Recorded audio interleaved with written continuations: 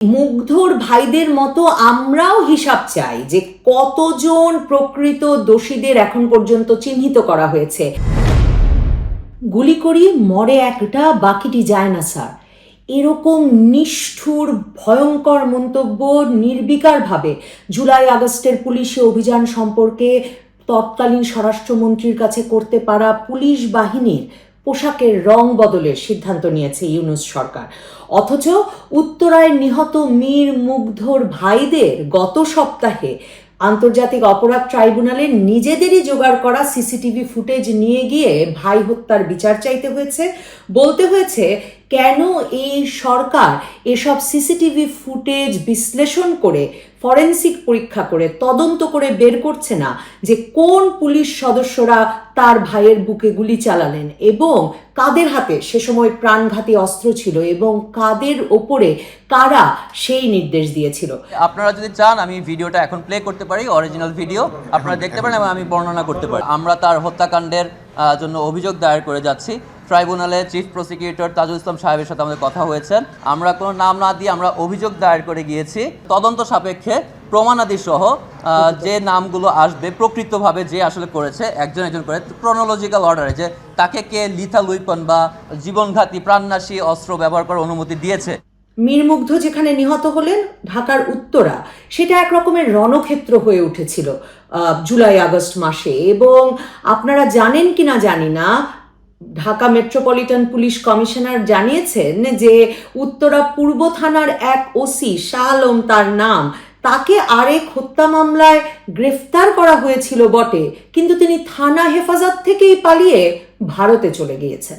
বাহ, মানে মীর মুগ্ধর পরিবার নিজে উদ্যোগে সিসিটিভি ফুটেজ সংগ্রহ করে সরকারকে দিচ্ছে, অনুনয় করছে যে ফরেনসিক পরীক্ষা করে যাতে সুনির্দিষ্ট অভিযোগ আনা হয়, যাতে তারা বিচার পায়। আমি জানি না অন্যান্য শহীদের পরিবারের কি অবস্থা, যেসব পরিবার সম্পর্কে জানি, খবর উঠছে পত্রপত্রিকাগুলোতে, সেগুলো নিয়ে বলবো আপনাদের। মুক্তিযুদ্ধ মন্ত্রণালয় গত সপ্তাহে গেজেট প্রকাশ করে বলেছে যে জুলাই গণ অভ্যুত্থানে 834 জন শহীদ হয়েছেন এবং আহতের সংখ্যা সরকারি হিসেবে সম্ভবত 15,000-এর মতো। আমরা আপনাদের মনে থাকবে যে জুলাই আগস্ট মাসে আমরা সামাজিক যোগাযোগ মাধ্যম এক্স বা টুইটারে কি ভয়ঙ্কর সব পুলিশি অভিযানের ছবি দেখেছি। আমরা দেখেছি পুলিশ সাধারণ জনগণের ওপর গুলি চালাচ্ছে, আমরা দেখেছি পুলিশ এপিসি থেকে লাশ ফেলছে, মানুষ ফেলে দিচ্ছে, জানি না তখনও তার জান ছিল কি ছিল না। আমরা দেখেছি ভ্যানে পুলিশ লাশের স্তূপ তৈরি করছে। এসব ভিডিও ফুটেজ, ছবি কোনোটি বিশ্লেষণ করে এখন পর্যন্ত বের করা হয়েছে কিনা যে কোন থানায় সে সময় কোন পুলিশ ডিউটিতে ছিলেন, সেসব পুলিশকে চিহ্নিত করা হয়েছে কিনা, সেই সব পুলিশেরা আবার কাজে ফিরে এসে স্বাভাবিকভাবেই আমাদের আইন শৃঙ্খলা রক্ষায় জড়িয়ে পড়েছেন কিনা, এরকম কোনো তথ্য এখন পর্যন্ত সরকারের কাছ থেকে মেলেনি। অথচ দেখুন, মীর মুগ্ধর পরিবারকে নিজ উদ্যোগে, তার ভাইদের নিজ উদ্যোগে ফুটেজ সংগ্রহ করে সরকারের কাছে এখন এই দাবি জানিয়ে আসতে হচ্ছে। অথচ সরকারের কাছে তো ফুটেজের কোনো অভাব থাকার কথা না। আমরা শুনেছি যে সেই সময়ে যখন ইন্টারনেট বন্ধ, তখনও সারা দুনিয়ায় এই ছবিগুলো পৌঁছে গেছে। বাংলাদেশে এখন ডক্টর ইউনূস সরকারের যিনি প্রেস সচিব, সে সময় তিনি ঢাকায় এএফপি, আন্তর্জাতিক সংবাদ মাধ্যম এএফপির ব্যুরো চিফ। তো সেই শফিকুল আলম তখন তার স্যাটেলাইট ফোন ব্যবহার করে, ইন্টারনেট বিহীন, সরকার ইন্টারনেট বন্ধ করে রেখেছিল, ইন্টারনেট বিহীন বাংলাদেশ থেকে তখন সারা পৃথিবীতে এই ফুটেজগুলো ছড়িয়ে দিতে তিনি একটা ভূমিকা রেখেছিলেন। কাজেই ফুটেজের কোনো সংকট তো আমি সরকারের কাছে হওয়ার কোনো কারণ দেখি না। কাজেই মুগ্ধর ভাইদের মতো আমরাও হিসাব চাই যে কতজন প্রকৃত দোষীদের এখন পর্যন্ত চিহ্নিত করা হয়েছে। সেই সময়ে আমার আপনার সন্তানের বুকে চোখে গুলি লাগানো, গুলি করা পুলিশেরা আবার মিশে গেছে কিনা পুলিশ বাহিনীতে, আর এখন তারা রং বদলে, পোশাক বদলে আবার আইন শৃঙ্খলা রক্ষায় জড়িত হয়ে যাবেন, আর তাদের স্বভাব বদলে যাবে। পোশাকের রং বদলে স্বভাব বদলাবে না জেনেও স্বরাষ্ট্র উপদেষ্টা অবশ্য বলেছে এসব সদস্যদের মানসিকতার পরিবর্তন করতেই পোশাকের পরিবর্তন করা হচ্ছে। মনোবল বৃদ্ধি ও দুর্নীতি রোধ সহ নানা বিষয়কে এক্ষেত্রে গুরুত্ব দেওয়া হয়েছে। এখন আমি ঠিক জানি না বা পোশাক বদলালে কিভাবে মন মানসিকতা বদলে যাবে কিংবা দুর্নীতি রোধ হয়ে যাবে সে বিষয়ে অবশ্য স্বরাষ্ট্র উপদেষ্টা কোনো ব্যাখ্যা দেন নাই। 7.62 বোর্ডের যে প্রাণঘাতী অস্ত্রের কথা আমরা শুনলাম, যে অস্ত্র ব্যবহার হয়েছে আমাদের দেশের সাধারণ জনগণের ওপর, আমার আপনার সন্তানের ওপর, এ কথা বলে এক উপদেষ্টা স্বরাষ্ট্র উপদেষ্টার পদ হারালেন সে সময়। কিন্তু আমরা এখন পর্যন্ত জানলাম না যে অন্তর্বর্তীকালীন সরকার কি সিদ্ধান্ত নিয়েছে। এই 7.62 বোর্ডের গুলি কি ব্যবহার করে, অস্ত্র কি ব্যবহার করে বাংলাদেশ পুলিশ? যদি ব্যবহার করে, বাংলাদেশ পুলিশ আর ব্যবহার করবে না সাধারণ জনগণের ওপর। আইন শৃঙ্খলা রক্ষায় এ ধরনের প্রাণঘাতী অস্ত্রের ব্যবহারের কোনো প্রয়োজন আছে কিনা এ বিষয়ে কোনো সিদ্ধান্ত এসেছে অন্তর্বর্তীকালীন সরকারের কাছ থেকে? কি ভয়ঙ্কর ব্যাপার দেখুন, যে এই অস্ত্র নিয়েই আপনার আমার পুলিশ ঘুরবে, কিন্তু তাদের পোশাক বদলে যাবে আর আমাদের ধরে নিতে হবে ইউনূস সরকার বিরাট সংস্কার করেছেন পুলিশ বাহিনীর। ইউনূস সরকার একটা পুলিশ সংস্কার কমিশনও গঠন করেছেন, 6টা সংস্কার কমিশন গঠন করেছেন, এর একটা পুলিশ সংস্কার কমিশন। পুলিশ সংস্কার কমিশন তাদের খসড়া রিপোর্টও দিয়েছে, তাদের প্রাথমিক রিপোর্টও দিয়েছে। সেই প্রাথমিক রিপোর্টেও তারা 7.62 বোর্ডের অস্ত্র, প্রাণঘাতী অস্ত্র পুলিশ ব্যবহার করবে কি করবে না, মানে মারণাস্ত্র, 7.62 বোর্ডের গুলি বা বন্দুক তো সাধারণ বন্দুক নয়। এটা এই আগস্ট মাসের পর থেকেই বিশেষজ্ঞদের আলোচনায় শুনলাম, বুঝলাম, প্রথম শুনলাম ব্রিগেডিয়ার শাখাওয়াতের কাছে। তো সেই 7.62 বোর্ডের অস্ত্র পুলিশ ব্যবহার করবে কিনা সে বিষয়ে সংস্কার কমিশনের রিপোর্টেও কিছু নেই। সংস্কার কমিশনের রিপোর্টে বা ইউনূস সরকারের আগ্রহে পুলিশকে যে আর রাজনৈতিক উদ্দেশ্যে ব্যবহার করা হবে না, পুলিশ যে মিথ্যা মামলা দিয়ে মামলা বাণিজ্য করবে না, সে বিষয়ে কি সিদ্ধান্ত হলো সে বিষয়েও কোনো কথা নেই। খুব স্বাভাবিকভাবেই সে বিষয়ে কোনো কথা নাই, কারণ সারা বাংলাদেশে আমরা জানি এই জুলাই আগস্ট হত্যা মামলা যতগুলো করা হয়েছে, যতগুলো দায়ের হয়েছে, এই মামলাগুলোতে শত শত অজ্ঞাতনামা আসামি রাখা হয়েছে এবং এই অজ্ঞাতনামা আসামিদের নামে সারা বাংলাদেশ জুড়ে পুলিশ নানাজনকে গ্রেফতার করে নিয়ে যাচ্ছে এবং সেই মামলাগুলোর নামে চাঁদাবাজি চলছে।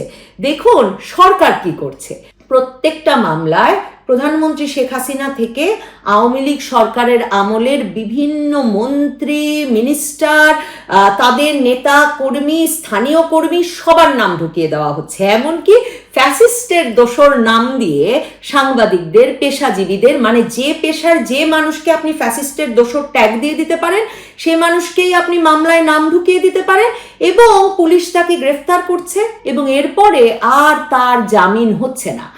এই অবস্থায় দেখুন ফ্যাসিস্টের দোসর নাম দিয়ে দিনের পর দিন এসব আওয়ামী লীগ রাজনীতির সঙ্গে জড়িত মানুষদেরকে আটকে রাখা যায়, গ্রেফতার করে রাখা যায়, জামিন না দেওয়া যায়, কিংবা ফ্যাসিস্টের দোসর ট্যাগ দিয়ে আওয়ামী লীগ সমর্থকদের কিংবা বিভিন্ন পেশাজীবী মানুষকেও আপনি আটকে রাখতে পারেন, আপাতত বাহবা পেতে পারেন এবং একদল মানুষের চোখে ধুলো দিতে পারেন। কিন্তু বিচার কি এভাবে নিশ্চিত করা যাবে? দেখুন ছাত্র জনতা হত্যার বিচারের নামে এভাবে প্রতিপক্ষ রাজনৈতিক মত দমন, তাকে ফ্যাসিস্ট দমন নাম দিলেও কিন্তু এটা রাজনৈতিক উদ্দেশ্যে পুলিশের ব্যবহার। সেটা হাসিনা সরকার করলেও রাজনৈতিক উদ্দেশ্যে পুলিশের ব্যবহার, ইউনূস সরকার করলেও রাজনৈতিক উদ্দেশ্যে পুলিশের ব্যবহার।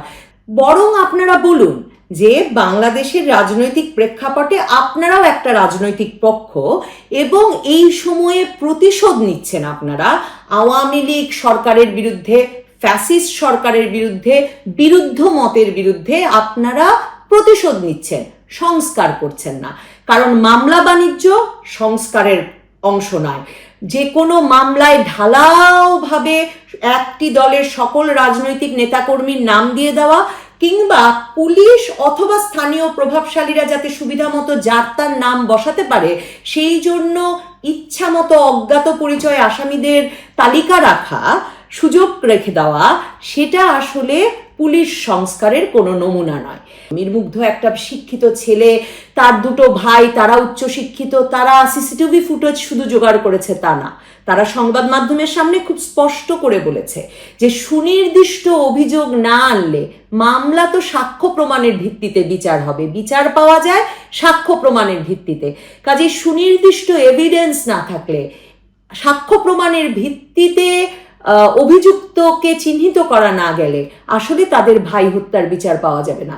কিন্তু ধরেন মিরপুরের 16 বছরের হোটেল শ্রমিক, হোটেলে কাজ করত জিহাদ, তার বাবা মা নানা তারা কিন্তু এই মামলা করার চক্কর থেকে রেহাই পায় নাই। তারা বলছেন তাদের পেছনে একরকম লেগে থেকে তাদেরকে মামলা করানো হয়েছে। মিরপুরের ঘটনা বলে অভিযুক্তদের বেশিরভাগই মিরপুরের বেনারসি পল্লীর ব্যবসায়ী। জিহাদের নানা পুলিশকে নাকি বলেছিলেন যে এত এত নাম দিলে মামলা তো হালকা হয়ে যাবে, কিন্তু হোটেল শ্রমিক জিহাদের নানার কথা তো শোনার সময় নাই পুলিশের। পুলিশ বলেছে এইগুলো নিয়ে আপনারা ভাববেন না, এটা রাজনৈতিক মামলা। বেশি ভাবতে গেলে কি বিপদ হয় সেটার আরেক প্রমাণ হচ্ছে যাত্রাবাড়িতে নিহত জুলাই মাসে মিরাজুল, 21 বছরের ছেলে।